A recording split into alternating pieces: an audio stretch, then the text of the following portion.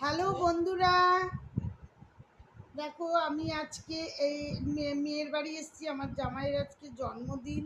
আজকে দুপুরে জামাই অফিসে গেছে। আজকে দুপুরে হয়েছিল ডাল আর আলু ভাজা, পেঁপে আলু দিয়ে ছোলা দিয়ে তরকারি, কাতলা মাছের কালিয়া আর মাছের কাঁচকলা আলু দিয়ে। ওর শাশুড়ির আবার পাটা ভেঙে গেছে, তো আমার জামাইয়ের মায়ের মালাই চাকরি ভেঙে গেছে, ওই জন্য পাতলা করে মাছের ঝোল হয়েছে। দুপুরে এই খাওয়া দাওয়া হয়েছে। এবার অফিস থেকে রাত্রে আসবে, মেনু হবে, ওকে সারপ্রাইজ দেওয়া হবে, এখন বলা যাবে না। এটা তোমাদের আমি রাত্রেবেলা জানাবো।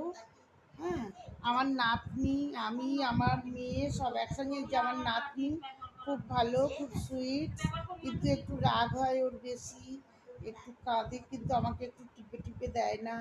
একটু বলি আমার গা হাত পা ব্যথা করছে, একটু টিপে দেয় না, বুঝেছো বন্ধুরা? তোমরা ভালো থেকো। আমি এখন একটু শুই, আবার তোমাদের রাত্রিবেলা আমি সব দেখাবো, সব জানাবো, বুঝেছো? তোমরাও শুয়ে পড়ো।